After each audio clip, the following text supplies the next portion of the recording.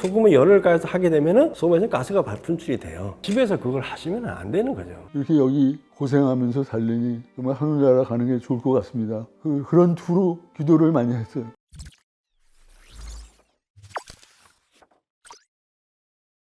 안녕하세요. 세상연구 구독자 여러분, 저는 기적의 ABC 뉴스를 쓴 순천향대 가정의학과 유병욱 교수입니다. 1999년에 의사면허를 땄습니다. 그래서 25년 차 의사이고요. 가정의학과 전문의는 2003년에 취득하고 지금 2006년부터 순천향대 서울병원 가정의학과와 국제진료센터에서 교수로 근무하고 있습니다. 당뇨병과 고지혈증이 있으신데요. 그때 또 한참 저탄고지라는 말이 많이 나왔었어요. 탄수화물을 완전히 끊고 갑자기 앉아서 TV 보는데 갑자기 손이 막 마비될 정도로 저려서 뭘 못 잡을 만큼 손이 심하게 저리더라고요. 여기도 저린 것 같아요. 한 2달에 한 번 정도 이렇게 앞머리가 많이 아팠어요. 딱 뭘로 꽉 조이는 듯한 느낌. 사실 이 당뇨병이라고 하는 게 증상이 별로 없죠. 당뇨병이라는 증상이 거의 없어서 우연히 발견되는 경우가 굉장히 많습니다. 그래도 다행인 것은 최근에는 이제 건강검진을 통해서 당뇨 전 단계, 즉 당화혈색소 5.8에서 6.4에 있는 공복혈당이 100이 넘는 이런 분들도 관리를 하지만 예전에는요 전혀 증상이 없으니까 그냥 우연히 발견됐는데 공복혈당이 200이 넘고 당화혈색소가 7.5, 8.0이 넘는 분들이 많죠. 근데 이런 분들이 보면은 이렇게 잘못된 식습관, 탄수화물은 몸에 좋지 않으니 과일을 섭취해야겠다. 왜냐면 과일에는 많은 영양소가 있으니까. 아침 식사 대신 양배추, 당근, 사과를 갈아 드신다고 합니다. 이거 많은 양을 먹기 위해서 여기다 이렇게 담아서 놓고 먹거든요. 식사 대신 드시는 거예요? 네, 아침 식사 대신. 이유는 딱히 없지만 요즘에 즐겨보는 유튜브하고 책에서 보고 완전 배출을 위해서는 이 주스가 되게 효과적이다라는 거를 듣고 들어보셨을 거예요. 최근 유행하고 있는 과일 채소 식단. 가공식품을 줄이고 사실 주스라고 하는 그 원래 의미를 한번 생각해 보면 주스라고 하면 보통 우리가 착즙, 액체류만 들어오고 건더기가 없는 상태라고 하지만 원어인 후스는 떠먹는 죽과 같은 느낌이거든요. 그렇기 때문에 주스에 대한 정의를 잘못 오해하면 예를 들어서 사과 같은 경우는 사과 그 껍질에 있는 이 우르르산이라든지 이런 성분들이 실제로 이 체지방을 분해하는데 도움을 주는 성분인데 이런 것들이 건더기와 함께 다 걷어지고 똑같은 당을 먹어도 주스 또는 액체로 마시게 되면 배가 부르지 않지만 사과를 먹다 보면 쉽게 배부르게 그 안에 들어있는 수용성과 불용성 섬유소가 들어있는데 그거를 다 걷어내고 액체로 마신다는 건 어떻게 보면 설탕물 마시는 듯한 그런 효과를 볼 수 있기 때문에 저 사례자분 같은 경우는 오히려 혈당을 올리고 혈당 스파이크와 더불어서 인슐린 저항성을 부르는 혈관 건강을 망치는 그런 습관을 맹목적으로 따라하고 있었던 건 아닌지 걱정이 됩니다. 너무 많은 정보가 우리 주변에 있는데요. 그 정보들을 실천하시기 전에 대학병원, 큰 병원 오실 필요 없습니다. 가까운 병원에 가서 주치 선생님하고 상의만 한번 해보시면 지금 우리 구독자 여러분 중에서 혈압약, 당뇨병, 고지혈증, 갑상선 기능 저하증 등으로 매일 만성질환을 관리하시는 분들 계시잖아요. 그 만성질환으로 늘 방문하는 동네 우리 주치 선생님한테 여쭤보시면 지금 드시는 약물하고 충돌하지도 않으면서 그리고 가장 좋은 건강 레시피를 주실 텐데 안타깝네요. 우리 몸에서 혈당에 관련된 기전 중에 재미있는 기전이 있습니다. 자, 우리가 혈당, 혈액에 있는 당의 높이, 혈액에 있는 당의 농도다. 우리가 이해할 수 있는데 그러면 우리가 음식을 먹어서 씹어서 소화효소가 결합 후 그것이 위에서 또 분해되고 또 소화효소를 한 번 더 십이지장 등에서 받아서 연동운동으로 잘게 쪼개진 다음에 그것이 흡수돼서 나오는 포도당과 주사로 포도당을 주입했을 때 포도당 어떤 차이가 있을까요? 벌써 100여 년 전부터 생리학자들이 연구를 했죠. 왜냐하면 먹어서 혈당 수치가 예를 들어서 140이다. 주사를 맞아도 140을 맞춰서 똑같이 나올 수 있거든요. 그런데 여기는 비밀이 있습니다. 뭐냐면 우리 실제로 소화효소, 입에서 씹어서 보내는 신호와 위를 지나갈 때 또 췌장을 지나갈 때, 소장을 지나갈 때 나오는 여러 가지 소화효소라든지 GLP-1, 글루코스 라이크 프로테인, 글루코간 라이크 프로테인 이러한 소화효소들이 실제로 혈당만 단순히 올라가는 것뿐만 아니라 여러 가지 혈당에 대한 역할을 한다는 거죠. 그런데 착즙을 한다는 것은 당이 들어있는 액체와 약간의 미네랄, 약간의 비타민을 마시는 건데 그런 거는 아주 급격하게 마치 설탕물에다가 비타민을 풀어놓은 것처럼 혈당을 올리는 거죠. 하지만 죽처럼 만들어진 건더기가 있는 그런 주스라고 하면 삼킬 수가 없으니까 씹어 먹게 되고 또 죽처럼 떠먹게 되면 씹는 저작 근육과 그 안에 있는 수용성 그리고 불용성 식이섬유와 그 안에 들어있는 많은 파괴되지 않는 미네랄들 섭취함으로써 혈당을 천천히 올리면서 인슐린 저항성을 예방할 수 있는 장점이 있습니다. 그렇죠. 우리가 블렌더 같은 경우는 하게 되면 오랜 시간이 지나도 그 용매와 용질, 즉 사과로 가정하자면 사과 즙의 액체 형태와 건더기가 균등하게 있는 걸 확인하실 수가 있거든요. 그런 상태로 조금 걸쭉하게 삼키면서 씹어 드시는 것을 더 추천드리고 싶습니다. 네, 기적의 ABC 주스 이 책을 쓴 사람이 저입니다. 이 사진보다는 지금 더 뚱뚱한지 날씬한지 모르겠는데 저는 항상 78kg, 77kg를 유지하려고 살거든요. 제가 이걸 처음 만든 사람은 아닙니다. 많은 해외 영양학자 분들이 다양한 얘기들이 있었는데 정말 다양한 레시피들이 있더라고요. 근데 한국에 맞는 그리고 정확하게 계량하면서 쉽게 할 수 있는 방법이 무엇일까 해서 앞부분에는 좀 공부하는 내용이 나오고 뒷부분에는 이거를 종이컵 등으로 또는 우리 집에서 쓸 수 있는 흔한 커피잔 등으로 계량해서 만드는 방법과 또 이것을 그냥 액체 형태로 건더기 없이 먹는 것보다는 죽처럼 떠먹는 방법 그리고 위장장애가 있거나 또는 콜레스테롤 스타틴 계열의 약을 드시는 분이 있거나 또는 이 관상동맥 질환으로 나이트로젠 계열의 약을 드시는 경우라 하면 뭐 비트를 피해야 된다든지 캐럿의 C 대신에 캐베지의 C 양배추로 바꾸는 ABC는 어떨까 이런 것들을 정리를 해본 것이 계기가 됐습니다. ABC 주스 아시는 분이 많이 계시겠지만 그 ABC 주스의 뜻을 한번 다시 살펴보도록 하겠습니다. ABC 주스의 첫 번째 A는 바로 사과, 애플이었습니다. 사과 너무 좋죠. 이 사과를 제가 선택한 이유는 첫 번째로 이 사과 껍질 밑에 있는 우르솔산이라고 하는 성분이 지방 분해에 도움이 된다는데 착안했습니다. 그뿐만이 아니라 정말 많은 항산화, 그다음에 폴리페놀 성분들이 많이 들어있죠. 그뿐만이 아니죠. 이 사과는요 당도가 높은데 비해서 당지수가 생각보다 높지가 않아요. 그 이유는 뭐다? 쪼개보면 사과 안에 잘 보면 과육이 많이 들어있어요. 과일 안에 들어있는 건더기다 생각하시면 될 텐데요.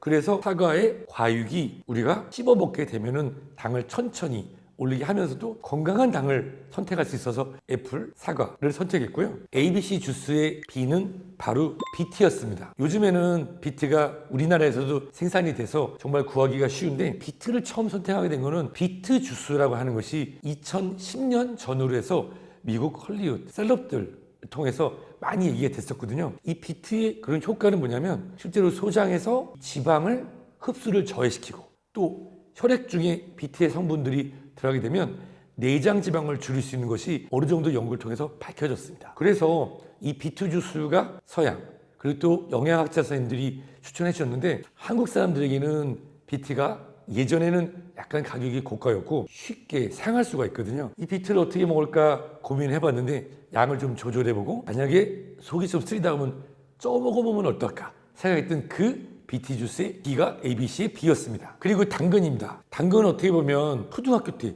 제일 먹기 싫었던 야채 중에 하나가 당근 아니었나요? 최근에 생으로도 많이 길게 먹는데요. 이 당근에 있는 비타민 A, 비타민 E가 실질적으로 내장 지방의 축적을 막아주는 열쇠 중에 하나였습니다. 이 당근 이 자체도 실제로 당도가 높아서 많이 드신다면 오히려 체중이 늘어나고 혈당을 높일 수 있었는데요. 네, ABC 주스의 C 바로 캐럿이었습니다. 그래서 사과, 애플의 A, 비트의 B, 당근, 캐럿의 C를 따서 ABC 주스라고 이름을 짓게 되었습니다. 그러면 이 ABC 주스의 표준 레시피를 한번 살펴보도록 할까요? 사실 우리가 사과도 잘라 놓으면 얼마나 먹은지 모를 정도로 많이 먹는 경우도 있죠. 저는 포도를 안 먹은 지가 몇 년이 됐는데요. 당지수가 높아서 집에서 있는 종이컵이 없으면 이러한 일반적인 커피잔 등을 활용하셔도 좋습니다. 지금 보시는 것처럼 사과가 이 정도면은 약 반 개 정도 됩니다. 당근 이제 작은 걸로 해서 한 컵이면 한 3분의 1에서 반 정도 되고요. 비트는 이 정도.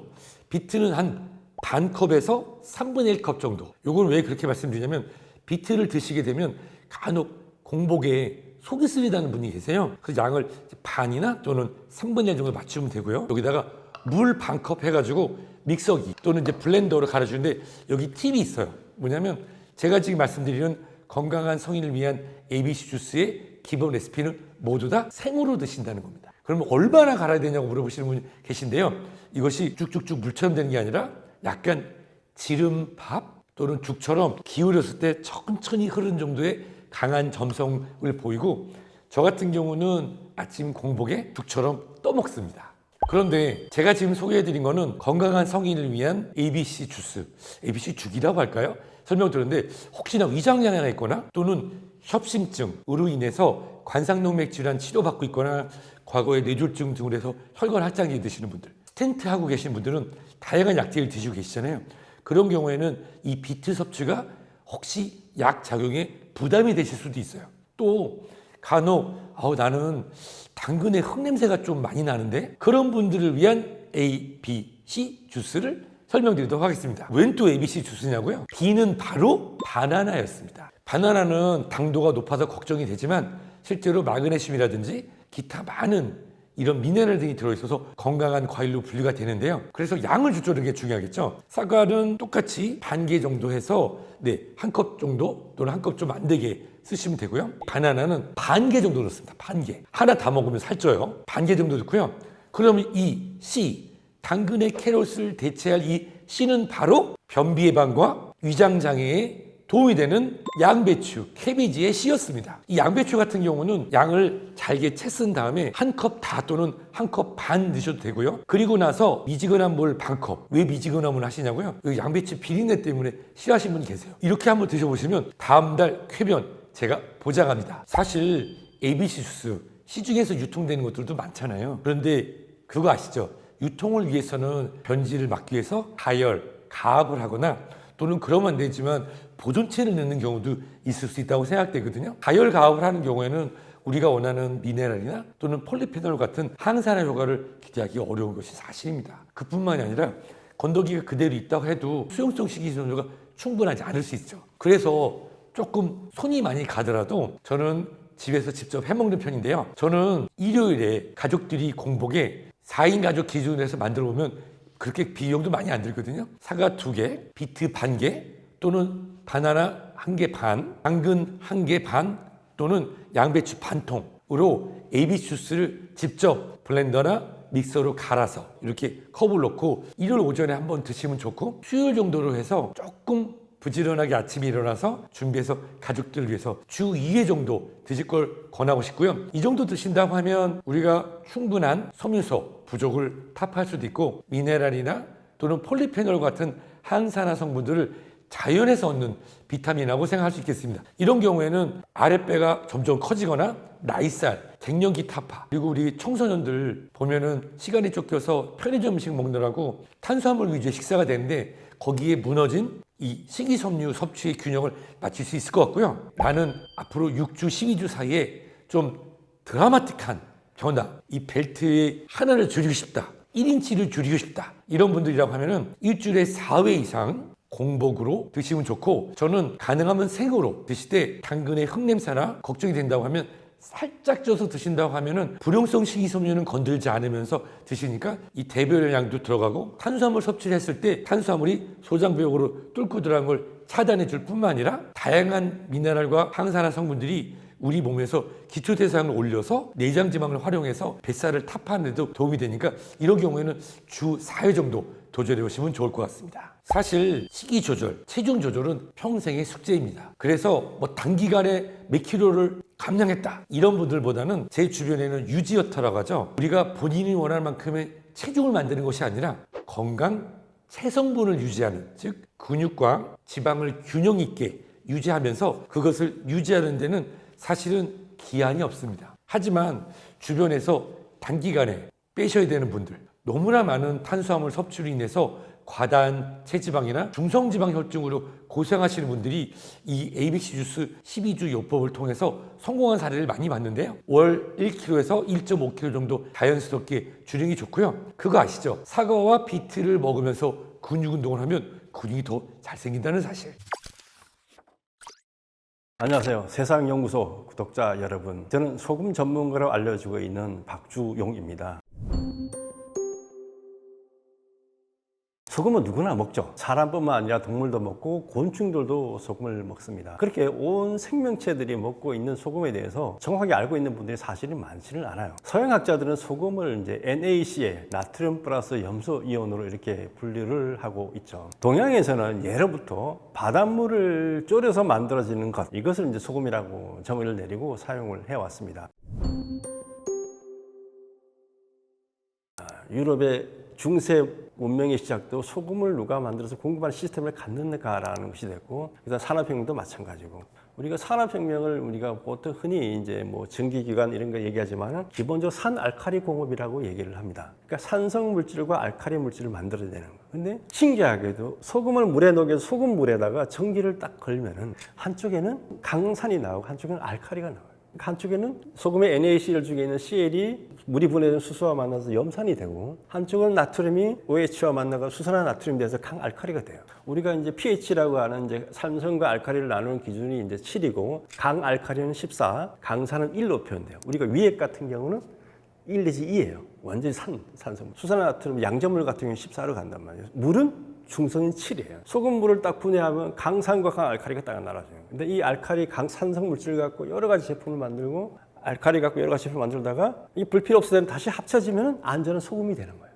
우리가 흔히 알고 있는 비닐, 플라스틱, 그걸 뭐로 만들까요? 사람들이 플라스틱 하면 뭐 이게 우리가 다 소금 이렇게 얘기하는데, 그게 소금으로 만들어진다는 걸 사람들이 몰라요. 그러니까 소금은 염화 비닐이라고 얘기해요. 염화라는 얘기는 염소에서 왔다는 얘기예요. 바닷물 분해해서 만든 염산에서 갖고 들어요. 염산하고 시키면 석유하고 소금하고 석유하고 만난 게 플라스틱이라고 보면 되는 거예요. 그런 식으로 해서 이 지구상에서 우리가 만들어 쓰고 있는 중에서 한 4만 가지 정도가 소금에서 유래한 물질이라고 얘기해요. 뭐 그게 NaCl, 나트륨 플러스 그 바닷물에 추출하는 칼슘, 칼륨, 마그네 이런 수많은 것들이 다 이제 제품에 들어가서 녹아 있는 거죠. 우리가 알게 보면 그냥 단지 소금만 먹는 게 아니고 수많은 미네랄들이 우리가 필요한 모든 유용 물질들이 다 들어가 있다라고 이렇게 보시면 될 거예요. 그래서 소금의 역사는 인류의 시작부터 지금 현재까지 계속되고 있고 우리 주변에 항상 있다라고 이해하시면 될 것 같아요. 만드는 시스템을 통해서 이제 먹기 시작하면서부터 이제 인류의 문명이 시작되고 비약적으로 성장을 하기 시작을 했어요. 그럼 이제 그 소금을 어떻게 만들 것인가라는 문제가 이렇게 되겠죠. 소금을 만든다는 얘기는 바닷물을 100으로 봤을 때 3.4% 정도밖에 소금기가 없어요. 그럼 쉽게 말하면 나머지 97에 가까운 물을 제거를 해야지만 소금이 생긴다는 거예요. 무지 많은 에너지를 투입을 해야 돼요. 물을 증발시키려면은 물을 온도 올릴 때는 1도마다 1kcal 되지만은 이게 증발할 때는 500kcal 올라가야 돼요. 그러니까 증발을 시킨다는 건 무지 많은 에너지를 투입하기 때문에 어떻게 하면 이거를 효율적으로 할 건가라는 부분에서 여러 가지 방법들이 나오죠. 그래서 뭐 땅속에 뭐 암염을 캐기도 하고 농축된 바닷물을 이용하기도 하고 여러 가지 부분들이 있었는데, 어쨌든 과거에 만드는 거 제일 쉬운 방법은 땅속에 있는 소금을 캐내는 거예요. 암염. 그 농축 비용이 안 들어가니까 캐내는 비용만 들어가니까 이게 이제 제일 경제적인 부분이 되죠. 근데 그렇게 암염이 있는 지역이 있는 반면에 아닌 지역도 있고, 또 암염이 가지고 있는 문제점도 있기 때문에 이제 바닷가에서는 염전이나 이런 걸 이용해서 소금을 이제 만들어 가지고 전 세계에 이제 공급하는 시스템을 가졌죠. 근데 그게 산업혁명이 되면서 소금 수요가 폭발적으로 늘어나요. 근데 이걸 가지고 그 시스템 갖고는 해결이 안 되는 상황이 온 거죠. 그래서 영국 같은 데는 이제 바닷물을 끓여서 소금을 만드는데 석탄이라는 에너지를 투입해서 소금을 끓여서 만들어서 엄청나게 경쟁력을 갖게 돼요. 그래서 그게 전 세계 수출이 되고 화학공업의 기초가 되는 이런 부분들을 만들어지고, 그 다음에 이제 일본에서 그걸 정점 제염 방식으로 해서 막을 걸어서 나트륨 이온과 염소 이온을 모아서 소금을 만드는 방식을 이제 채택을 하게 돼서 효율과 소금의 깨끗함을 확보하는 쪽으로 이제 발전을 해 가기 시작하는 거죠. 근데 이런 식의 발전 과정이 뭐냐 하면은, 바닷물에는 아까 90가지 미네랄이 녹아 있다라고 했는데 이 중에서 NaCl이라는 나트륨이라는 것에다 중점을 둔 거예요. 그러니까 바닷물을 분석해 보니까 제일 많은 거는 나트륨과 염소 이온. 이 두 가지가 소금이고, 이것 이외에는 불순물 개념으로 이제 도입을 하게 된 거죠. 그러니까 그러면 제거를 해야 되는 거죠. 근데 그 제거하는 게 뭐냐, 산업공업적이나 우리 음식을 먹을 때 그게 맞아요. 왜 맞냐면은 지금 화학공업의 개념은 아까 했지만 강산과 강알칼리를 만드는 개념에서 NaCl이 필요한 거예요. 나머지가 있으면 이제 공정에 문제가 생기니까 이제 빼야 되는 거고, 우리가 음식에 봤을 때는 나트륨 말고 마그네슘이 들어가게 되면 쓴맛이 나요. 우리가 보통 소금에서 간수 뺀다는 얘기를 말하는데, 간수는 이제 마그네슘 주성분이 액체를 얘기하는데 쓴맛이 나요. 그래서 우리가 간수 뺀다는 얘기에서 쓴맛을 제거하라. 그러면 소금에 깔끔한 짠맛이 남는 거죠. 그런 식으로 하다 보니까 이제 결국 다 빠져가지고 NaCl만 남는 거예요. 그게 뭐 천일염이 됐든 암염이 됐든 모든 것이 소금을 만드는 과정을 거치게 되면 그렇게 돼버리는 거죠. 근데 우리는 나트륨만 필요한 게 아니단 말이죠. 다른 걸 다 먹어야 되는데. 그래서 그거를 어떻게 해결할 것인가라는 부분에서 이제 연구를 한 게 이제 바닷물 속에 있는 모든 미네랄이 들어가 있는 소금을 만들자라는 거예요. 자, 그러려면은 바닷물에 있는 모든 미네랄을 살린다는 얘기는 불순물을 제거하기가 좀 힘들어지잖아요. 그렇다면 원천적으로 깨끗한 바닷물에서 가지고 와야 돼요. 원천적으로 깨끗한 바닷물이면은 그런 게 필요가 없으니까. 그래서 이제 해양 심층수라는 게 주목을 하게 됐고, 해양 심층수를 취수해서 그걸 또 초미세 마이크로 필터로 필터링을 해서 그걸 가지고 있는 소금을 만드는 거예요. 그러면서 바닷물 속에 있는 90가지 미네랄을 하나도 손상시키지 않고 수분만 딱 제거를 해서 소금을 만드는 거죠. 그럼 우리 몸에 필요한 모든 미네랄이 다 들어가 있는 소금이 만들어지게 되는 거예요. 이게 이제 시가 원래의 소금을 찾아가는 거죠. 이걸 어떻게 보면 저희들이 혁명이라고 이제 이름을 지은 거죠. 소금 혁명이라는 거는 바닷물 속에 있는 모든 미네랄을 다 살려서 우리가 원래 생명체가 탄생했을 때 그 바닷물에 가지고 미네랄을 원료로 해서 했듯이 우리 몸이 제대로 살아가려면 이걸 제대로 챙겨 먹어야지만 된다라는 측면에서 한 거예요. 그럼 이제 여러 가지 문제가 있어요. 아까 마그네슘이 이제 쓴맛이 난다고 다 빼버렸대. 여긴 다 들어있으니까 보통 소금 공정으로 만든 이렇게 하면 써서 못 먹는 소금이 돼요. 버려야 되는 거예요. 그 마그네슘 많이 들어가도 쓰지 않게 만드는 기술이 적용돼서 미네랄을 살리면서 맛을 살린 그런 제품을 만들어내서 이제 사람들이 먹을 수 있는 것으로 만들어내게 된 거죠. 그런 측에서 지금까지 소금이 가지고 있던 고정관념, 소금은 NaCl이라는 고정관념, 마그네슘이 간수성이 들어가면 쓰다라는 것에 대한 어떤 부분들, 이런 것들을 다 해결을 한 거고, 그 다음에 소금을 많이 먹으면 우리가 건강을 뭐 해롭다는 얘기를 많이 하잖아요. 그게 이제 어떤 원리에서 왔냐면 NaCl만 먹다 보니까 NaCl이 가지고 있는 어떤 부작용들이 있는 부분이 있는데 그건 다른 미네랄들을 다 챙겨 먹으면 이게 해결이 돼요. 우리가 나트륨이 몸에서 들어왔다가 빠져나가려고 그러면 칼륨이라는 미네랄이 있어야지 나가요. 그러니까 손잡고 미네랄 시스템은 손잡고 나가는 거예요. 혼자 못 나가요.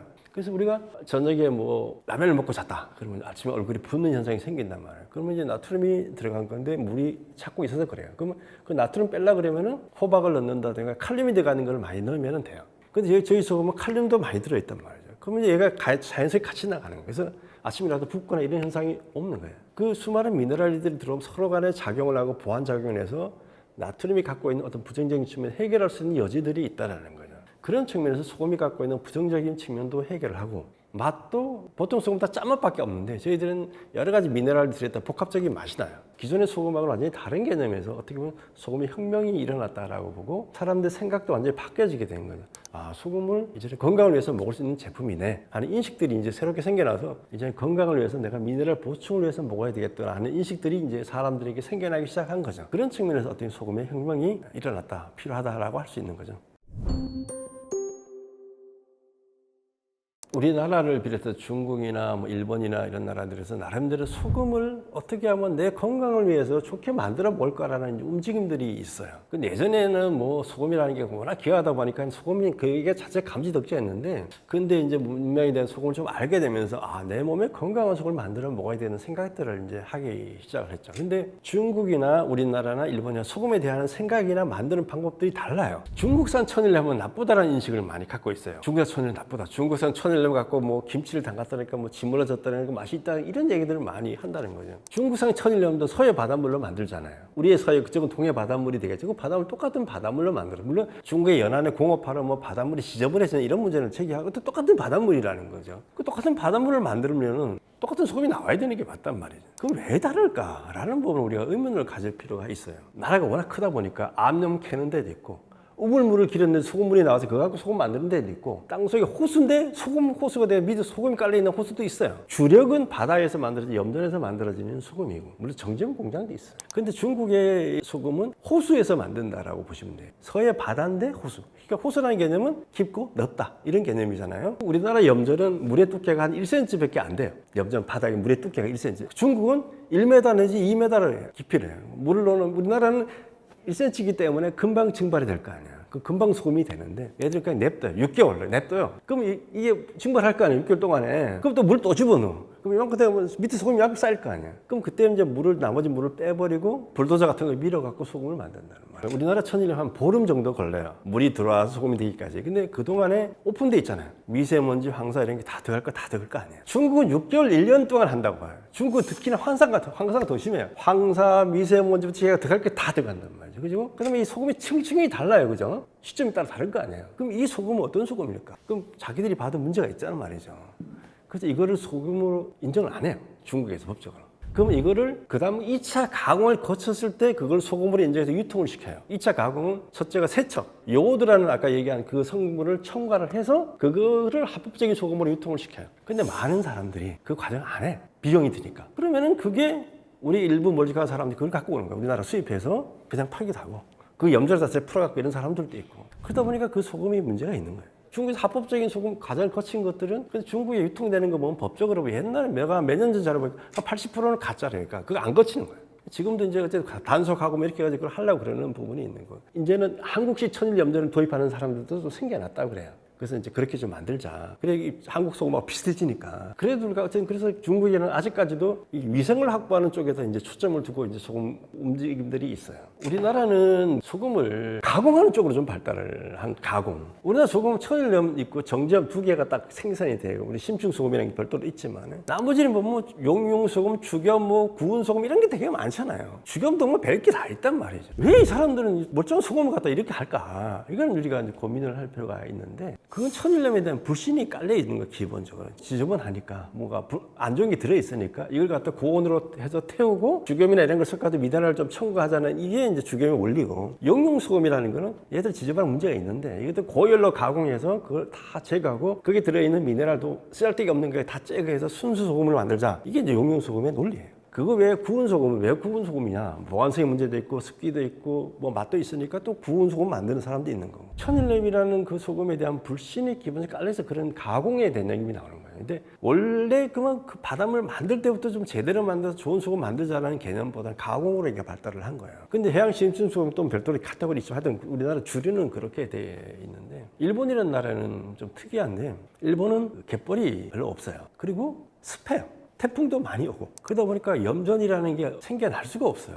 태풍도 오고 비도 많이 오고 습하고 이렇게 소금이 안 되는 거예요. 이제 얘들이 이제 나름대로 가공 기술 뭐 개발하고 이렇게 해서 조금씩 이상하게 복합해서 했는데 그러다가 근대화 되면서 우리나라부터 이제 만주까지 침략하는 이런 과정에서 이제 엄청나게 화학공업에 올려가 소금이라 그랬잖아요. 그러니까 엄청난 소금이 필요한 거예요. 자기 나라에서는 안 되고 뭐 어떻게 할 거죠? 보니까 대만은 이제 청일전쟁에서 대만을 뺐었단 말이에요. 그러니까 대만에 가보니까 염전이 있는 거예요. 이 염전 제조 기술을 갖다가 한국에서 이식을 한 거예요. 그래서 1910년도에부터 우리나라에 염전이 시작이 되는 거예요. 천일염이 우리나라 전통 방식이다라고 하는데 그건 아니에요. 1910년대도 100년밖에 안 될 거란 말이죠. 그전에 우리나라는 자염이라는 걸 먹었어요. 자염은 끓여서만 소태에다 끓여서 만드는 소금을 만들어서 먹었어요. 일본도 이제 그 소금을 갖다가 이제 이렇게 먹고 이렇게 썼단 말이에요. 근데 폐망했잖아요. 갑자기 소금이 들어오는 게 없어져 버린 거잖아요. 그럼 이제 일본 사람들 이제 난리 난 거죠. 일본은 우리나라보다 인구도 많고 이러다고 공업도 발달했다 보니까 소금이 더 필요한데 어떻게 할 거냐 해서 그래서 정제염 제소 기술이라는 게 생겨나요. 아까 정제염 제소, 전기를 걸어서 나트륨이온과 염소이온을 모아서 소금 만드는 방식으로. 이게 되게 효율적이고 소금도 깨끗하고 순도도 되게 높아요. 99% 나오니까. 그래서 이 사람들이 어떤 조치를 취하냐면 1971년도에 이 정제염 제조 기술 이외에는 모두 불법화 시켜버려요. 그러니까 그 전에 조금씩 있던 천염전 조그마한 것들이 끓여 만드는 소금이랑 다 불법화 시켜버리고 메이저 7개 회사만 소금을 만들도록 다 통폐합 시켜버려요. 그러면 7개 회사는 정제만 만들어. 나머지는 다 불법으로 만들어. 그러니까 모든 사람들이 그 정제만 먹게 되는 상황이 온 거예요. 그러다가 몇 년이 지나니까 이제 어떤 의사가 이제 책을 하나 썼는데 백색 소금의 공포라는 책을 읽게 써요. 그때부터 이제 아토피 피부염이 급증을 하는 거예요. 이게 왜 이러냐. 그 백색 소금이 시대가 시작되면서부터 우리가 바뀌었다. 우리 건강이 이게 엉망진창이 됐다라고 하면서 연구에 발표를 하면서 여러 의사들이 이제 그런 걸 제기를 해요. NaCl만 이 소금을 만들어 먹는 이 규정이 잘못됐고 소금을 자유를 해야 된다라는 이제 움직임이 여러 사람이 시작돼서 76년대 연구에도 생기고 투쟁을 해서 이제 1997년인가 와서 이제 자유됐고 30년 동안은 그것만 먹은 거예요. 가열차게 싸워가지고 이제 소금 자유화가 이렇게 되는 거거든요. 그러니까 그러면 이제 소금은 누구나 만들어도 되고 어떤 식으로 만들어도 된다라고 이제 만들어지면서 그때부터 이제 전국 지역의 바닷가 마을들에 다 이제 소금들 공장들이 생겨서 저마다의 방식으로 소금을 만들기 시작을 해서 아주 다양한 소금이 만들어져요. 물론 메이저 7개 회사는 큰 회사들이 그 회사들이 주류로 만들어서 뭐 공장 이런 데 다 기기 들어가지만은 그래서 많은 사람들이 소금 선택 폭이 생겨난 거죠. 이 소금 잔류화가 돼서 그러니까 뭐 나라마다 그 소금에 대한 태도나 이게 또 달라요. 싸우는 방식도 다르고. 그럼 왜 볶아서 먹을까라는 문제를 찾아봐야 돼요. 우리가 아까 했지만 천일염에 대해서 뭔가 불신을 하니까 직염도 만들고 구운 소금도 만들고 이렇게 하잖아요. 그런 것도 또 비싸고 그러니까 내가 또 내 식대로 만들어 먹겠다고 하는 사람이 이제 소금을 사다가 이제 볶아서 만드는 소금을 만들어서 먹어요. 집에서 만드시는 분들 꽤 많아요. 그거 집에서 갔다가 뭐 이상한 이렇게 야채나 이런 게 즙을 짜서 넣어가지고 하기도 하고 뭐 여러 가지 부분들을 하는데 천일염 뭔가 불신을 하고 있기 때문에 그런 현상이 생기는 거예요. 천일염에 이제 우리나라 발달사를 조금 볼 필요가 있는데 1910년대 우리나라 이제 일본에 의해서 이제 염전 기술이 들어왔단 말이에요. 그래서 이제 평안도하고 함경도 쪽에 이제 그 염전이 많이 생기고 그러면서 이제 점점 더 주안에 이렇게 쭉 내려가서 이제 해방되고 신안 이쪽까지 이제 내려가는 부분인데 그 당시에 염전은 바닥이 뭐였을 것 같아요? 흙이었죠. 흙바닥. 옛날에는 뭐 없었으니까 흙바닥이었겠죠, 당연히. 흙바닥에서 소금을 만들어서 긁어서 그 모아서 만들다 보니까 그 소금에 흙성분이 당연히 많이 들어 있었겠죠. 근데 그 나름대로 그게 뭐 아쉬우니까 그걸 갖다가 이제 먹고 사용을 하고 했어요. 근데 사람들이 이제 계속 흙성분들이 얘기가 나오니까 이걸 어떻게 해결할 건가라는 부분에서 이제 세척을 하든가 아니면 그냥 쌓아놓으면은 그 간수 성분이라고 하는 그거는 이 마그네슘은 습기를 빨아당기는 능력이 탁월해요. 그래서 스스로 공기중 습기를 빨아서 녹아내려요. 그러면 그 뻘승은 붙어있던 게 같이 내려온다는 거예요. 그러면 이제 그런 식으로 놔둬갖고 좀 제거하는 쪽으로 갔는데 그거 갖고 해결이 안 되니까 사람들이 뭔가 획기적인 대책이 필요하다라고 하는 차에 장판이 만들어진 거죠. 염전 바닥에다 장판을 깔기 시작을 했어요. 장판 깔이 흙바닥보다는 훨씬 작업하기도 편리하고 훨씬 깨끗하고 이렇게 된 거죠. 그래서 사람들이 이제 깨끗해졌네. 그래서 이걸 이제 우리가 그전까지는 소금을 옛날에 그냥 먹다가 법이 개정되면서 소금은 천일염 식용으로 하면 안 된다라는 법이 우리나라에 있었어요. 식용을 하려면은 수입 소금하고 섞어서 제제염, 꽃소금이라는 거 만들어서 그걸 갖고 식용으로 하든가 천일염은 절인 용으로 쓰지 먹을 방법이 좀 지저분하니까 흙바닥에서 그렇게 뭐 쓰니까 오죽했겠습니까? 근데 이제 장판염이 나오니까 사람들이 깨끗해지니까 이제 이거를 식용으로 바꿔주라 라고 해서 우리나라도 그랬더니 나중에 식용으로 바뀌어요. 근데 또 나중에 문제가 무슨 생기냐면 이제 환경 호르몬 문제가 나와요. 이 장판이라는 게 소금과 만나고 햇볕하고 만나니까 이게 부스러지는 현상이 생기고 그래서 물질이 용출돼 나오는 거예요. 그러니까 환경 호르몬 문제가 나오는 거예요. 심각한 문제잖아요. 그럼 이걸 놓고 이제 그다음부터 이제 행보가 두 가지로 나눠져요. 해결해야 되잖아요. 하나는 장판보다는 안전한 도자기로 가자. 그래서 이제 도자기는 타일 까는 쪽으로 이제 가고 한쪽은 아니야 천연이 좋아 옛날에 황토 바닥으로 가자. 토판염이라는 게 이제 나오고 비싸게 파는 소판염이라는 게 근데 예전하고 좀 다르죠. 토판 만드는 기술도 발달했고 긁을 때도 좀 이게 대량 생산 안 해도 되니까 이렇게 하다 보니까 좀 적게 들어가기 때문에 토판염이 만드는 기술 도자기 쪽으로 가. 지금은 이제 다 타일 장판이 거의 없어요. 이제 타일로 깔든가 토판을 가든가. 이제 천일염도 이제 그렇게 이제 나름대로 진화를 이렇게 해온 거죠. 그럼에도 불구하고 소금의 쓴맛이 남아 있어요. 그럼 이 소금의 쓴맛과 그다음에 천일염은 아무래도 습기를 갖고 있단 말이에요. 이거 어떻게 할까요?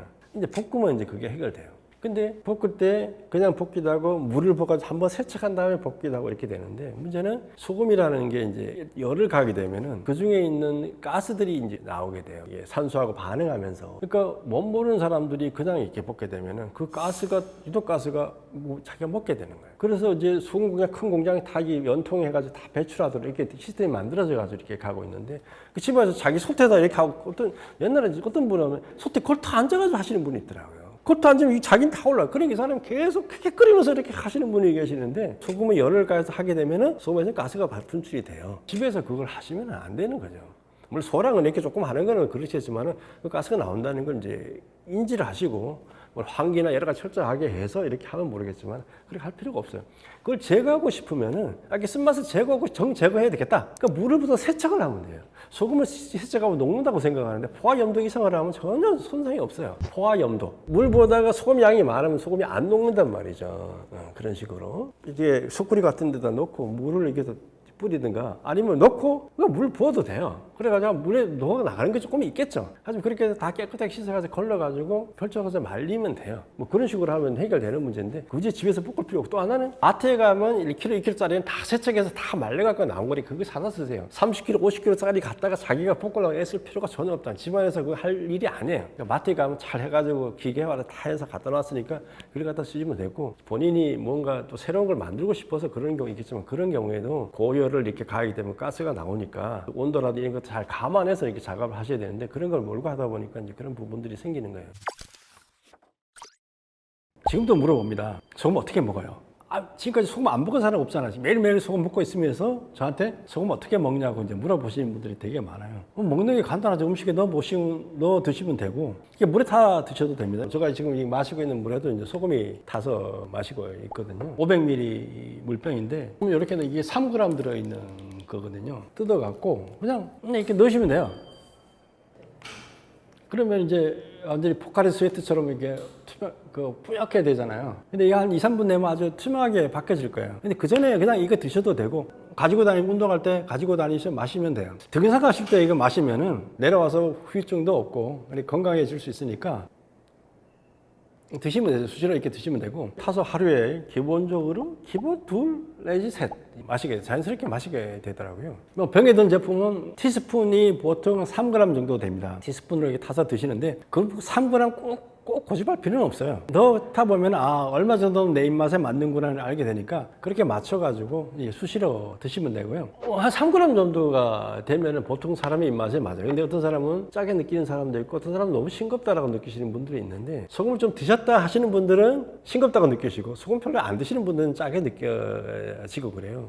어떤 사람은 굳이 0.9% 농도를 맞춰서 먹어야 됐다 해가지고 또 이렇게 뭐 5g씩 넣는 분들도 계시는데 사람의 기호도의 선택의 문제죠. 밥할 때 넣어도 상당히 밥이 맛있어지고 보관성이 오래 가요. 요즘 이제 집에서 밥을 잘 안 먹으니까 한 번에는 오래 먹는 경우가 있는데 보관성이 되게 좋아지고 맛도 좋아지고 이러니까 밥할 때 넣어 먹는 것도 상당히 괜찮고 단지 이제 좀 결점이라 그러면 국에 간을 맞추는 건 좀 어렵더라고요. 저희 이 소금은 나트륨 함량이 낮아요. 다른 소금보다가. 그러다 보니까 이제 덜 짜요. 그러다 보니까 이제 국에다 간을 맞추려면 이게 가늠하기가 참 어려지는 부분이 있는데 그 맛을 좀 더한다라는 개념으로 가시면은 맛있게 드실 수 있습니다. 하루에 한 15g 뭐 이 정도는 먹는 것 같아요. 고혈압이나 당뇨 이런 것들을 우리가 생활 습관병이라고 얘기를 해요. 생활 습관병의 특징이 뭐냐면은 원인을 모른다라는 거예요.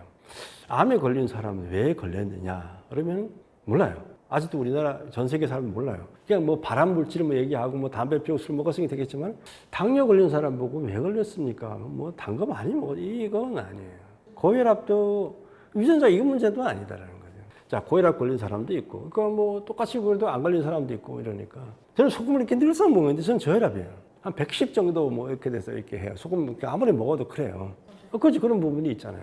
그래서 이제 이런 질환을 우리가 어떤 생활 습관병이라 그러는데 내가 어떻게 생활하고 어떻게 살아오고 어떻게 뭘 먹었느냐라는 부분인데 그래서 저는 이런 생각을 해봐요. 제가 이제 제일 주목하고 있는 게 아까 요오드가 나서요. 서양의 그 소금에는 다 요오드가 첨가되고 중국 소금도 요오드 첨가된다고 얘기를 했잖아요. 요오드라는 미네랄은 하루에 150 마이크로그램이 유엔 그 보건기에 정한 기준치예요. 150 마이크로그램이 얼마인지 모르잖아요. 되게 조금이잖아요. 근데 그걸 안 먹으면 어떻게 되느냐. 제가 이제 자료를 보니까 카자흐스탄의 나라는 저 내륙 국가가 있어요. 우즈베키스탄, 카자흐 이게 소련 옆에 있는 내륙 국가인데 거기는 옛날에는 거의 전 국민의 40%가 요오드 부족인 질환에 걸려요. 갑상선 질환이라는 게 뭐냐면은 거기서 오는 게 크레틴병 되고 여러 가지 있는데 왜소해 되고 지능이 나빠, 머리가 나쁘고 조기 사망하고 뭐 이런 거예요. 전 국민 40% 걸리니까 서양의 사람들이 이 나라를 가보고 이 나라 도대체 왜 이래? 조사를 해보니까 처음에 풍토병으로 이해를 했어요. 나중에 가보니까 요오드 미네랄 부족으로 밝혀진 거예요. 거기에는 바다가 없어요. 우리나라는 바다가 있기 때문에 해조니까 산모들한테 이제 미역을 먹이는 거예요. 제가 이제 자료를 보다 보니까 이제 태아가 속에 있을 때 엄마 뱃속에 있을 때 요오드를 잘 섭취 못할 수 있는데 문제가 생겨요. 머리 지능이 나빠 이런 문제가 생기는데 얘가 태아에서 엄마 뱃속에서 나와가지고 2개월 이내에만 요오드 성분을 충분히 섭취하면 그게 증상이 사라진대요. 그러니까 엄마한테 이게 모유 먹잖아요. 애가 이렇게 해결되는 거예요. 근데 그런 나라들은 바다가 없어요. 미역이 해조류가 없단 말이에요. 그리고 땅에서 사는 거 암에 요오드 성분이 없어요. 그 요오드를 섭취할 길이 없는 거예요. 그러다 보니까 그 나라가 그렇게 돼요. 그래서 그 나라부터 시작해서 법을 이제 그럼 우리가 모든 인류가 매일 먹는 게 뭐냐? 소금이에요. 그 소금에다 요오드를 그만 조금만 첨가해가지고 팔자. 법으로 유통되는 모든 소금에 이 소금 요오드를 얼마나 첨가해야 되는 법제화 돼가지고 그래서 그걸 소금을 하니까 그 질병이 사라진 거예요. 전 세계 인구 지금도 한 8억 명 정도가 요오드 부족에 시달린대요. 아직도 그런 사람들이 부족일 수가 많아요. 그 요오드 미네랄 그 아주 하찮은 그 하나 때문에 그 난리가 난 거란 말이죠. 미국도 그 법제화가 돼 있고 중남미도 다 법제화 돼 있어요. 오세아니아 중에 호주. 거기는 빵을 만들 때는 그 빵에만 들어가는 소금은 요오드가 첨가된 소금을 쓰라는 게 법제화가 돼 있어요. 그 호주 대륙에도 땅에서 나는 곡식의 요오드 성분이 흙에 이제 미네랄이 있으면 그게 소금 그 곡식에 들어가는데 이게 빵에 없다는 거예요. 근데 전 국민이 빵은 먹잖아요. 근데 빵에 먹을 때 요오드 첨가된 소금을 섞어서 하게 되면 온 국민이 먹게 되니까 거기에 들어가는 소금만큼은 얘를 첨가해라. 그러니까 이제 그걸 해결을 하는 거예요. 쉽게 말하면 그 미네랄 하나를 가지고 전 국민 절단난 병을 해결한 거잖아요. 그러면은 90가지 미네랄이 있다 그랬잖아요. 그럼 각각은 다 병하고 연결되어 있는 거예요. 나이 들면 대부분 골다공증 때문에 고생하세요. 골다공증은 칼슘이라는 거 관련된 거 다 알잖아요. 그럼 예를 들면은 우리가 매일 먹는 소금에다가 칼슘을 적정량 첨가해가지고 유통시키면 어떻게 될까? 최소한 그런 부분은 해결될 수 있을 가능성이 있잖아요. 그죠? 결국은 우리가 건강하게 살아가려고 그러면 그 각각의 미네랄의 고르게 섭취가 중요한 거예요. 당이나 고혈 이런 질환들이 제가 볼 때는 미네랄 밸런스가 깨져서 오는 질환일 가능성이 대단히 높다라고 봐요. 우리가 아직 원인은 모르지만. 미네랄 섭취만으로 쉽게 말하면 당뇨 걸린 사람들이 미네랄 소금 먹어서 좋아지는 경우가 되게 많아요. 고혈압도 내려가는 경우도 많고. 그러다 보니까 아 이게 미네랄 부족과 연관이 있는 경우가 있겠구나라는 생각을 하게 되고 그러다 보니까 우리 잘 모르니까 그럼 약간 골고루 다 들어있는 거 먹으면 되지 않겠나 이렇게 생각하는 거죠. 그러니까 이제 생각의 전환이 좀 필요하다는 거죠. 이게 소금이 만병통치약 개념으로도 이해하시는 분들이 간혹 계시는데 소금이라는 것은 만병에 관련은 돼 있을 수가 있어요. 근데 이게 소금 먹는다고 만병의 치료가 되는 건 아니에요. 암 걸린 사람한테 소금 먹였다고 살아나면 얼마나 좋겠습니까? 물론 암이라는 것든 모든 질병이라는 게 미네랄 관련이 되어져 있기 때문에 그 보충에 의해서 좋아지거나 예방이 되거나 이런 부분들이 많이 있을 수 있겠지만은 그렇다고 해서 이게 뭐 만병통치약 모든 문제 해결되고 이것만 먹으면 내가 어떻게 살아왔던 내 생활이 엉망이 되는 상관이 없다라는 개념이 아니고 이 건강해지려면은 내 생활 습관 내 태도, 마음가짐, 거기에 더해가지고 골고루 미네랄 섭취를 통해서 미리미리 챙기고 준비해 나가지 않으면은 나이 들면은 우리가 모든 사람이 걸린 생활습관병 때문에 되게 고생하는 경우는 많이 있으니까 그런 것들 주의해서 가야 된다는 얘기고요. 이름은 박춘근이고요. 저는 1984년부터 약 30년간을 카톨릭 의대 부속 서울성모병원 신경외과에서 교수직을 맡아서 교직을 수행하다가 2023년 은퇴하고 그 이후부터 카톨릭 의대 신경외과 명예교수로 있는 중입니다. 신경외과 의사 중에서도 좀 특이하게 척추만을 치료하는 그런 직을 맡았습니다. 그러니까 예를 들면 디스크, 추간판, 탈출증이라고 그러죠. 그 밖에 척추암, 척추종양, 퇴행성 협착증 여러 가지, 그다음에 외상성 척추골절 이런 척추 질환을 주로 진료하였습니다.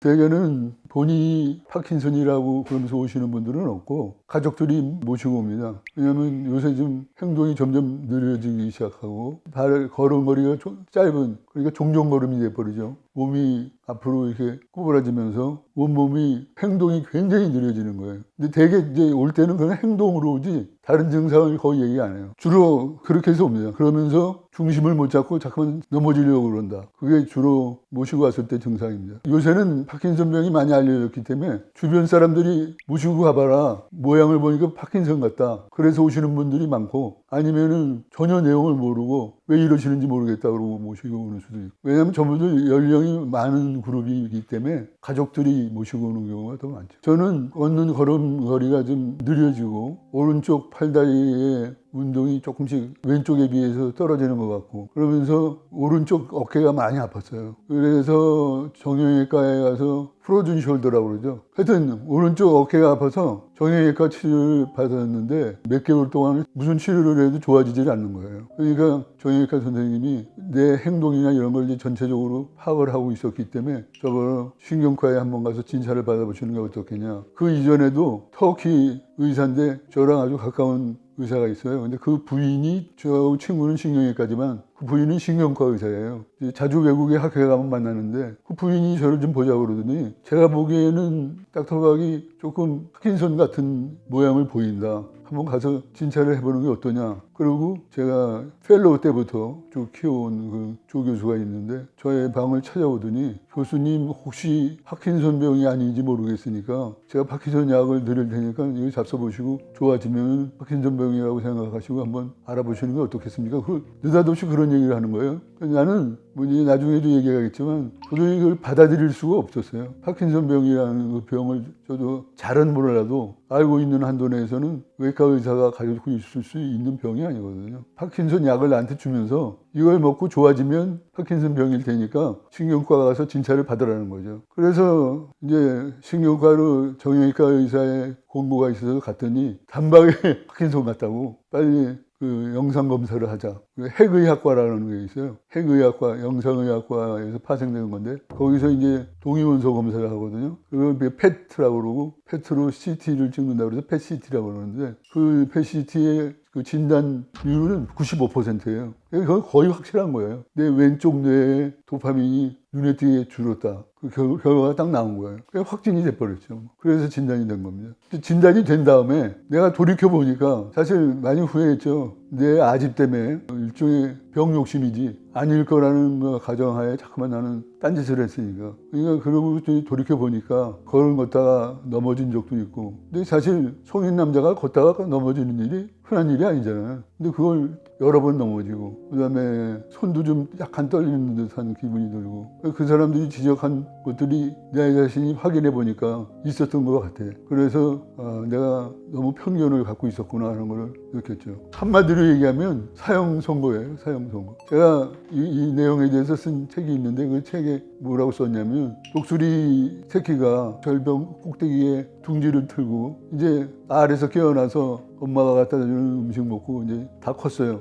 첫 번째 이제 날아가려고 딱 비상을 준비하고 있다가 여러 가지 기류 이력이 좋아 보이니까 날개를 펴고 기류를 타고 올라가는데 갑자기 거센 바람이 몰려와서 날개가 부러지면서 나래로 떨어지는 그런 기분이죠. 왜 그러냐면 그 당시 제가 약 10년 전에 우리나라에 처음으로 척추성형술이라는 골절 환자에게 통증을 없애주는 치료법을 발견해갖고 우리나라에서 처음 소개한 적이 있어요. 그 이후부터 이제 여러 가지 활동을 많이 했는데 환자들이 엄청나게 오는 거예요. 한 달에 한 200명씩 수술할 때도 있고. 그러는데 이제 한 10년이 지나서 세계적으로도 많이 알려져갖고 세계 회장까지 했어요. 척추 관련 2020년에 진단을 받았는데 2019년에 세계 회장까지 했어요. 그러니까 이제 정말로 확 앞이 탁 터진 거죠. 근데 1년 만에 파킨슨으로 진단을 받았으니까 그 심정이라는 거는 뭐 말로 표현을 할 수가 없죠. 예후는 화병증이 생기지 않는 한 나이 든 사람하고 비슷하게 살다가 죽습니다. 문제는 고생하다 죽지. 그게 문제예요. 몸을 제대로 못 쓰니까. 저는 지금의 속도면 우리가 보통 이제는 100살까지 산다고 그러잖아요. 그럼 제가 지금 73세인데 27년이죠. 27년 안에 완전한 치료법이 개발될 거라고 저는 믿습니다. 앞으로 파킨슨 되시는 분들은 그렇게 너무 비관적으로만 생각할 건 아니에요. 그 동물 실험도 하고 일부 사람에서도 증상이 나왔는데 이거를 제대로 지금 스터디가 된 게 하나도 없어요. 그냥 가능성이 있다 이것만 알고 있지 이게 정말로 좋은 방법이다라고 결정된 게 없어요. 될 거라고 믿습니다. 그런 면에서 뭐 다른 이 증상 치료에서도 뭐 있지만 예후에서도 희망을 갖고 있어야 돼요. 원인은 이게 우리가 보통 영어로 파킨슨스 디지즈라고 하고 그 앞에다가 이디오패틱이라는 말을 써요. 이디오패틱. 그게 뭐냐면 원인을 지금까지도 몰라요. 병리적인 변화가 일어나기 때문에 그 변화를 일으키는 원인을 찾아야 되는데 원인을 모르니까 치료 방법이 없죠. 젊은 환자들 얘기가 하고 싶은데 저도 사실은 젊은 환자에 속해요. 50대 후기에 생겼으니까 60도 안 돼갖고 한갑도 전에 발생했으니까 지금 몇몇 논문들에 보면 젊은 사람들의 그 파킨슨 병의 원인이 스트레스가 아니냐라는데 강조를 하고 그거에 대해 연구한 논문들이 몇 개 있어요. 젊은 사람들한테 퇴행성이 일어날 이유가 없잖아요. 그러니까 그런 스트레스도 퇴행성을 촉진시키는데 역할을 할 거다. 그다음에 도파민의 분비에도 장애를 주고. 그래서 저는 제가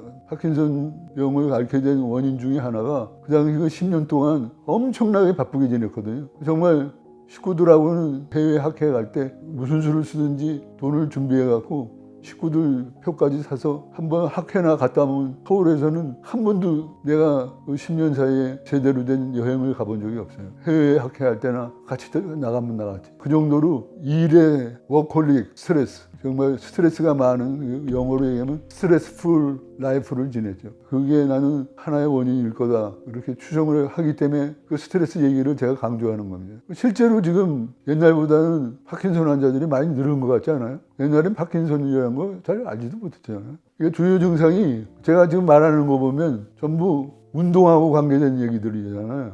이게 운동 증상하고 비운동 증상이 있어서 사람을 많이 헷갈리게 해요. 운동 증상으로는 우리가 이제 대표적인 게 뭐냐면 손 떨리는 거, 진전, 그다음에 경직이 온다고 그러죠. 경직이 오기 때문에 이제 잘 천천히 움직이거나 뭐 이렇게 되죠. 그다음에 뭐가 있냐면 몸의 중심을 잘 못 잡아요. 포스처럴 인스테빌리티라고 해서 자세 불안정증. 그다음에 뭐냐면 운동 이상, 우리가 경직 때문에 천천히 움직이는 거, 글씨 같은 것도 잘 못 쓰는 거, 운동 이상이 생기죠. 그래서 그 네 가지가 운동 증상이 주 4대 운동 증상이고, 그 외에도 연화장애, 구음장애, 또 수족, 그다음에 경추, 요추, 척추 디포미티라고 해서 형태 변화, 이런 같은 운동하고 관련된 많은 증상이 나타납니다. 그다음에 비운동 증상에는 뭐가 있냐면 변비, 소변장애, 요실금뿐이 아니고 절박요라고 그래서 오줌이 마른데 참지 못하는 거, 빈요라고 그래서 소변을 너무 자주 보는 거, 밤에 잠을 못 자요. 한 30분, 40분 간격으로 일어나서 화장실 가야지.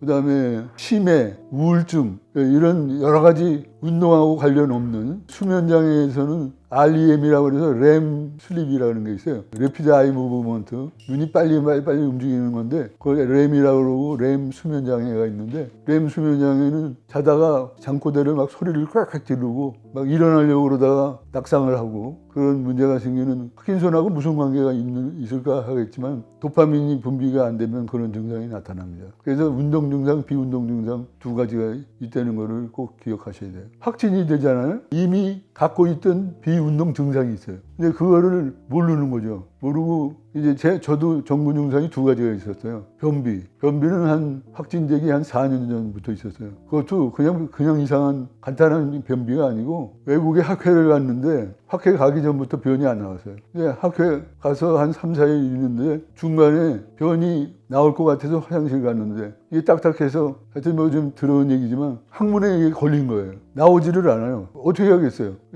병원에 응급실로 가겠어요? 아니면 호텔에서 꼼짝달싹도 못하고. 제가 손으로 파냈어요. 그 뒤를. 그리고 그 막힌 거를 뚫으니까 그때 변이 나왔어요. 그런 정도로 변비가 심해요. 매일매일 그런 건 아니고 한 달에도 그런 일이 매일 있으면 큰일이죠. 몇 달에 한 번씩 그런 아주 심한 건 오고, 평소는 항상 변비고 보통 3, 4일에 한 번씩 변을 해요. 그 다음에 또 뭐가 있었냐면 수면장애, 렘 행동 수면이 장애가 와서 자다가 푹 일어나서 나가다가 넘어져 갖고 얼굴을 찢어져서 응급실로 가서 꼬맨 적도 있어요, 밤에. 근데 그런데도 파킨슨이라는 걸 꿈에도 생각 안 했어요. 제가 이제 솔직히 말씀을 드리면 신경외과 의사는 2번 기회가 있어요. 파킨슨에 대해서 경험을 할. 첫 번째는 대학생 시절 신경외과나 신경과를 공부할 때 파킨슨 병을 배워요. 근데 그때 뭐 배우는 줄 아세요? 아까 얘기한 4대 증상, 그런 거 얘기하지 비운동 증상에 대해서 한마디도 얘기를 안 해요. 정구 증상이 있다는 얘기도 난 못 들었고, 하여튼 근육이 도파민 때문에 뻣뻣해져 갖고 생긴다, 경직이 와서. 그 정도로 단편적으로 끝나요. 레지던트 때도 볼 수가 있는데, 레지던트 때는 신경과에서 치료를 하다가 치료가 안 된 경우, 이제 특별한 경우가 있어요. 그럴 때 이제 저희들한테 신경외과로 보내는데, 1년 동안에 우리 카톨릭 의대에 신경외과가 한 7군데 있거든요. 그 부속병원들에. 1년에 몇천 명을 수술하는데 파킨슨 환자는 한 30명 수술해요. 이게 무슨 얘기냐면 레지던트 4년을 해도 파킨슨 환자 한 명 만나기가 쉽지가 않아요. 수술하는 것도 보기도 어렵고. 그러니까 운이 좋으면 모르는데 좋아도 자기가 알아야 물어봐서 그 환자가 저런 증상이 있는지 없는지 아는데, 본인이 대학 때 배운 거라고는 4대 운동 증상밖에 모르니까 그거나 물어보고 있다고 그러면 이건 맞네, 그리고 파킨슨 진단명 쓰고 이런다고. 이게 헛배우는 거예요. 그러니까 내가 전문의가 돼서 이런 환자를 봐도 제대로 보질 못해요. 이게 얼마나 교육의 맹점인지 모르죠. 나도 내 병을 몰랐으니까. 전구 증상이라는 걸 나중에 진단받은 다음에 그 다음에 알게 됐어요. 그러니까 전구 증상이 그거 외에도 우울증, 소변장애 뭐 이런 것들이 함께 같이 올 수가 있어요. 그래서 50대가 넘은 사람 중에서 그런 전구 증상이 2개 이상 있을 때는 파킨슨을 의심해라. 이게 이제 요새 나오는 논문에서 강조하는 거예요. 여러분들도 자기 몸에 지금 얘기한 그런 비운동 증상이 이상하게 2개 이상 있는 것 같다. 지금이라도 그렇게 느끼는 분들은 빨리 신경과로 가셔서 진단을 받으시기 바랍니다. 내가 비교적 경직이 없어요. 리지디티라는 비교적 잘 움직이거든요. 그런데도 신경과로 가서 세밀하게 검사해 보니까 코코일 리지디티라는 게 있어요. 여러분들 시계가 똑딱 가잖아요. 그러려면은 그 안에 있는 톱니바퀴들이 그렇게 걸려서 가는 거죠. 착각 걸리잖아요. 손을 움직여 보라 그러면 가다가 걸려요 이렇게. 근데 그게 나는 거의 없었는데 세밀하게 보더니 나한테 나타난다고 그러더라고. 그런 식으로 세밀하게 보면 나타나고, 그 다음에 그런 일이 다시 살펴보니까 집에서 한번 넘어지는 일이 그동안에 몇 번씩 있었던 것 같아요. 그리고 밖에 나가서도 뭐 공항 같은 데서도 막 급히 가다가 나가 넘어지든가 그런 행동하면서 일어나는 운동 증상들이 있더라고요. 예를 들면 뒤에서 소리가 나잖아요. 그러면 무슨 소린가 그러고 이렇게 뒤를 돌아보는데 순간적으로 중심을 잃어버려요. 그냥 앞으로 확 넘어지면서 옷장에 귀를 부닥쳐서 귀가 찢어져서 꼬맨 적도 있고, 그 다음에 옷을 갈아입을 때 옛날엔 서서 착착착 갈아입었는데 옷 갈아입기가 힘든 거예요. 몸이 쓰러져 갖고. 그러니까 앉아서 옷을 갈아입고. 그게 가장 좋은 예죠. 비교적 치료하면서 본다면 한 4기 정도로 나누는데, 처음에는 전구 증상만 있는 경우, 초기 직전이고, 초기는 이제 약을 먹어서 증상이 아주 좋아지고 정상 비슷하게 지낼 수 있을 정도로 좋아지는 허니문 시기, 그게 초기이고, 그 다음에 허니문이 끝날 때쯤 되면서부터 여러 가지 증상이 나오기 시작해요. 예를 들면 걸음걸이가 이상해지고 앞으로 구부러지고 넘어지고 뭐 이런 증상들이 이제 많이 발생하기 시작하거든요. 그러면 그게 중기가 되죠. 그 다음에 말기가 이제 그런 것들이 고착화되는 거예요. 치료될 거는 치료가 되는데 치료가 안 된 것들은 이제 점점 더 심해지거나 고착화되거나 자기 것처럼 돼버리는 거죠. 그래서 생명을 마칠 때까지 가는 거예요. 심한 증상이 악화돼 갖고 돌아가시는 분도 있고, 그냥 견딜만한 증상이라 그냥 갖고 살다가 돌아가시는 분도 있고, 여하간의 증상은 계속 있습니다. 어떤 증상이든 남아 있어요. 완치될 수는 없어요. 지금 현재 제가 증상이 확 나빠진 게 코로나를 걸렸을 때예요. 코로나 시절에 한 2년을 안 걸리고 잘 버텼어요. 그 병원에 그때는 제가 근무를 했는데, 민간병원에 그 환자들을 보고 수술을 내가 직접 안 하더라도 그 수술방 들어가서 이렇게 얘기도 해주고 그러면서 환자를 봤는데, 그다음에 걷는 것도 그냥 걸을 때도 있었고 지팡이를 짚고 걷는 한이 있어도 휠체어는 안 탔어요. 근데 코로나 걸린 다음에 한 점점 증상이 좀 안 좋아지는 것 같더라고요. 그래서 거기 운동 증상 중에 뭐가 있냐면 보행동결이라는 게 있어요. 보행동결. 걷다가 우리 얼음 그러면 꼼짝 못하고 이러고 있죠. 애들 장난에. 그냥 몸이 얼어버리는 거예요. 갑자기. 그러니까 꼼짝을 못해요. 그러면은 그게 왜 그러냐면 근육이 경직이 와서 그러거든요. 점점 경직이 심해지면은 다리 통증이 오기 시작하고 앉아야 되는데 앉을 데도 없고 그러면 그냥 쓰러져야 돼요. 그런 일이 제가 그렇게 심하게 안 나타났었는데, 코로나는 그렇게 한 3일 동안 헌신이 불편하면서 그런대로 잘 버티고 일어났어요. 그래서 뭐 이제 이렇게 가볍게 끝나나 보다. 지금 힘들었지만 한 3일 정도 고생하고 끝났는데, 그리고 한 일주일 지난 뒤에 동결이 왔는데 도저히 못 걷겠는 거예요. 주로 어떤 데서 일어나냐면 화장실 갔을 때 여러 가지 무슨 변기도 있고 뭐도 있고 이러니까 그걸 피해 가야 되잖아요. 판단을 못 내리겠어요. 어디를 짚고 가야 내가 저기를 갈 수 있을까? 그걸 생각하는 동안에 몸이 굳는 거예요. 예를 들면 길을 걷다가도 돌 많고 울퉁불퉁하고 사람들 많이 앉아있고 이러면 통과를 못해요. 내가 어디로 가야 할까? 그래야 안 넘어지고 잘 갈 수 있나? 그거를 판단을 못하는 거예요. 그래서 서 있으면은 프리징이 돼갖고 결국엔 다리가 아파서 견디지 못해요. 쓰러져야지. 그런 경우는 빨리 와서 사람들이 잡아서 어디 편한 데 가서 앉히면은 풀려요. 그런 일이 그날따라 2번이나 있었어요. 근데 내가 그걸 이겨보려고 온몸에 힘을 썼어요. 다리에도 힘쓰고. 한 두 번인가 3번을 그러니까 웨얼링 어프라는 것도 있어요. 운동 증상 중에. 그거는 쇠진하는 거야, 쇠진. 무슨 일을 당해도 손가락 하나 까딱을 못 해요. 그냥 완전히 굳어버리는 거야. 그런 일이 자주는 안 일어나도 가끔 일어날 수가 있어요. 그러니까 거의 쇠진까지 왔던 것 같아. 그래서 힘을 상당히 많이 쓰고 저녁 때 자는데 굉장히 피곤하더라고. 아침에 일어나려고 그러는데 다리가 안 움직이는 거야. 전혀 안 움직여요. 그래서 나는 이제 하나님이 날 데려가시나 보다. 그리고 딸하고 사위하고 손녀까지 다 불렀어요. 손자, 손녀까지. 근데 다 왔더니 다리가 약간씩 움직이기 시작해. 좀 큰일이 있는 것 같으니까 병원으로 가자. 그래서 응급실로 해갖고 병원에 입원을 했는데 그 이후부터 그거를 회복하는데 지금까지도 걸리고 있어요. 아직까지도 마음 놓고 지팽이 짚고 걷기도 힘들어요. 그 대신에 보행동결이나 쇠진 같은 거는 이제 거의 안 나타나긴 하는데 그때 상당히 상태가 안 좋았던 것 같아요. 걸어 다닐 수는 있어요. 근데 휠체어 타는 게 안심이 되죠. 제가 그 책에도 써 있는데 스트레이티드 핸즈라고 손에 디포미티가 와요. 변형이. 그러면서 힘이 좀 떨어지고. 그래서 그렇게 잘하던 젓가락질을 잘 못해요. 그러니까 뭐 젓가락질을 하는 거 보여드릴까요? 외과 의사가 젓가락질을 못하면 돼. 이게 보통 하는 젓가락질 아니에요. 이게. 근데 이게 안 잡혀요. 힘이 안 들어가요. 그래서 나는 어떻게 먹냐면 이렇게 먹어요. 그래서 한정식감은 내가 달라고 그러지 않아도 내가 조금 이렇게 식사하는 거 보면 옆에 그 웨이트레스가 와서 포크 갖다 드릴까요? 이 정도는 돼요, 이 정도. 근데 이거는 안 돼요. 이게 정식으로 하려면 이렇게 해야 돼요. 이거는 좁아지질 않아요. 제 심리 상태를 표현하면 두 가지로 크게 얘기할 수가 있어요. 처음에 허니문을 지나서 이제 증상이 막 나타나기 시작할 그때까지가 한 과정이고, 사실 제가 교회를 다니는데 교회에서는 장로고 열심히 믿어야 하는 사람인데도 불구하고 하나님한테 이제 제 할 일 다 끝났고 제가 식량외과 의사로서는 더 이상 할 것도 없는데 이제는 빨리 저를 데려가십시오. 이렇게 여기 고생하면서 살려니 정말 하늘나라 가는 게 좋을 것 같습니다. 그런 투로 기도를 많이 했어요. 그걸 한마디로 얘기해서 지금의 삶이 만족스럽지 못하다는 거죠. 그때까지만 해도 내 자신이 환자라는 걸 받아들이지를 못한 거예요. 환자이라는 그 사실이. 그런데 이제 증상이 막 나타나기 시작하는 거예요. 그거를 그때 치료하면서 느낀 거는 내가 아무 일 없이 지내는 게 아니고 증상이 나타날 때마다 치료할 수밖에 없는 그런 상황이 온다는 거를 깨달았어요. 그러면서 이거를 나 혼자만 알 게 아니고 지금 의사들도 사실은 잘 몰라요.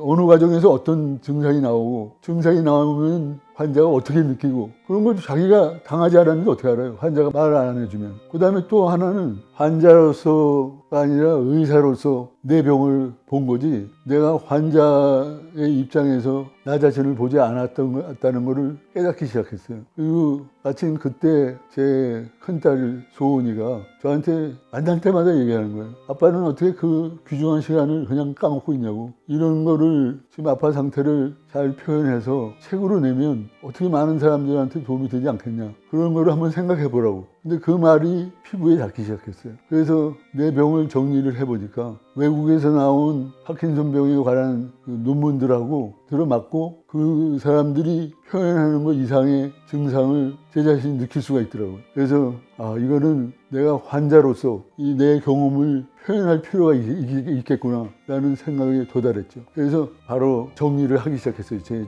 증상을. 그랬더니 내가 교과서에서나 레지던트 때 환자 들어왔을 때 받았던 그런 교육하고는 다른 측면을 볼 수가 있었고 이것을 그때 치료하는 것만이 파킨슨 환자들에게 삶의 질을 올릴 수 있다고 얘기할 근거가 되겠구나 라는 걸 느끼기 시작했어요. 그래서 환자의 입장을 깨닫게 된 게 바로 후기예요. 처음에는 파킨슨이 걸려놓고도 내가 환자인데 나를 환자로서 보는 게 아니라 의사로서 그 모든 나한테 일어나는 증상을 판단하려고 그랬는데 이제는 환자로서 모든 거를 나의 일로 받아들이고 내 문제로 해결하려고 그러고 그 생각이 완전히 바뀐 거죠. 그러면서 내가 살아갈 이유가 있구나. 이런 거를 정말 환자나 환자 보호자들에게 이런 상황에서는 어떻게 하라고 얘기를 해줘야지 정말 이 병을 알아본 사람이 그 사람이 마음을 알아주듯이 이게 그런 의미에서 제 생각과 사고가 바뀌기 시작했어요. 제가 이 책을 쓴 다음에 제가 모시고 있던 교회 목사님이 계세요. 이성희 목사님이라고 이제 은퇴하신 원로 목사님이신데 그 목사님한테 원고를 갖다 드렸더니 너무너무 감동받았다고 그러면서 이제는 명의가 아니고 명환으로서 역할을 하려고 그러는 것 같다. 정말 한마디지만 너무나 의미 있는 얘기를 저한테 전해주셨어요. 그게 제가 환자가 된 이후에 겪었던 심리적인 변화입니다. 파킨슨 병은 말씀드린 대로 불치병입니다. 정말 어떻게 보면 답답한 병이긴 하지만 보통 암 환자들은 치료가 되든 안 되든 치료법이 있어서 치료를 하고 좋아지면 좋아지는 거예요. 이거는 끝도 없이 기다려야 돼요. 정말 하나님이 자기 데려가기 전까지는 무슨 증상이 나오든 다 받아야 돼요. 그러니까 좀 암담하죠, 생각하기에는. 근데 그런 새로운 증상이 있을 때 불치병이라고 포기하고 놔두면 빨리 죽어요. 왜냐면 그 증상들이 겹쳐지고 겹쳐져갖고 나중에 뭐가 뭔지를 모르는 거예요. 악화돼 버리면. 그러니까 일찍이 포기하면 일찍이 가요. 근데 그거를 하나하나까지 해결하려고 노력하다 보면 뭔가 하려고 그러면 하루가 빨리 가잖아요. 그런 식으로 생각보다 진행이 빨리빨리 진행이 돼요. 그리고 나름대로 만족이 생기고. 사실 암은 없던 증상이 생기면 그건 위험한 거예요. 재발했거나 딴 데 또 암이 퍼졌거나. 근데 이거는 증상이 생긴다는 거는 아직도 이 병이 내 몸에서 활동을 하고 있는 거예요. 그러니까 그때 그걸 포기하지 말고 열심히 치료해서 자기의 삶의 질을 올릴 수 있기 때문에 삶의 질을 살려서 열심히 살아나가는 게 중요하고, 처음에도 얘기했지만 그렇게 살아나가다 보면 수명이 연장되고 그러면 그 사이에 틀림없이 치료법이 나옵니다. 지금 제가 생각하기에 두 가지 가능성이 있는 치료법이 있는데, 첫째는 줄기세포 이식술이 그래도 가능성이 있어요. 지금은 어떻게 줄기세포를 뇌에다가 넣어주느냐, 그거에 대한 확실한 프로토콜이 없어요. 방안이 제시가 되지 않고 이 사람 다르고 저 사람 다르고 그러는데 그런 것들이 있고, 또 하나는 파킨손 병을 가진 사람들한테는 특수한 염색체가 있어요. 염색체 변형을 일으켜서 치료할 가능성이 있어요. 근데 이런 가능성은 날이 갈수록 더 확실해집니다. 그때까지 버티세요. 포기하지 말고. 제가 드릴 수 있는 희망의 가능성 이야기는 이것까지입니다. 포기하지 마라.